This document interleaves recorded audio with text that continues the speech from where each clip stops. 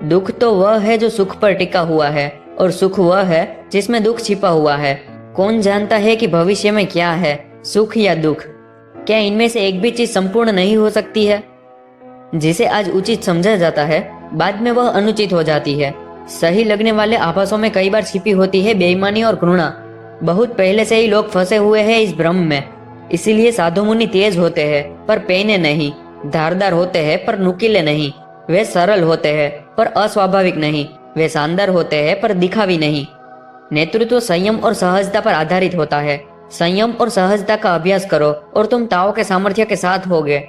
अगर तुम ताओ के साथ सही होते हो तो कुछ भी नामुमकिन नहीं है। अगर कुछ भी नामुमकिन नहीं है तो इसकी कोई सीमा नहीं है जो तुम कर सकते हो। अगर उसकी कोई सीमा नहीं है तो जो तुम कर सकते हो, उस समय तुम वास्तव में एक सही मुखिया होते हो और तुम इस पर ठहर पाते हो। मेरे इस परामर्श को याद रखो। अगर तुम एक मुखिया होना चाहते हो, दृढ़ रहो। जैसे जड़ें जितनी गहरी होती है मिट्टी में, उतनी ही मजबूत होती है। यह बहुत ही गहन है तथा एक हमेशा रहने वाली ताओ का बुनियाद है। जब एक राज्य को ताओ के अनुसार शासित किया जाता है और आप भी ताओ के अनुसार होते हो, तो तुम्हें बुरे लोगों से भयभीत होने की कोई जरूरत नहीं होती। ऐसा नहीं है कि बुरे लोगों के पास शक्ति नहीं होती, पर वह शक्ति स्वयं तुम्हें नुकसान नहीं पहुंचाती, और एक बुद्धिमान मुखिया की तरह वह भी कभी किसी को नुकसान नहीं पहुंचाता। अगर राजा और उसकी प्रजा किसी को भी एक दूसरे से डर न हो, तो इससे उसका राज्य फलता फूलता है।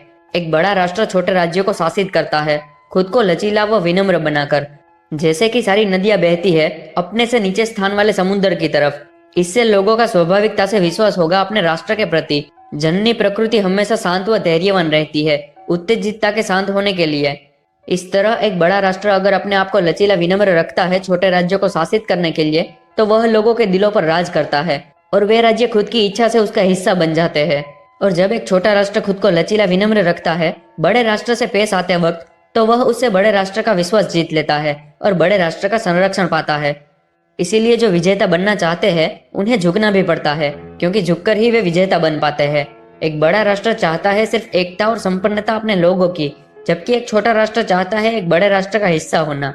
अब जब दोनों की इच्छा पूर्ण हो जाती है जो वे चाहते हैं, इसीलिए हम कह सकते हैं कि यह अच्छा होता है खुद को नीचा रखना, अर्थात विनम्र और लचीला रखना।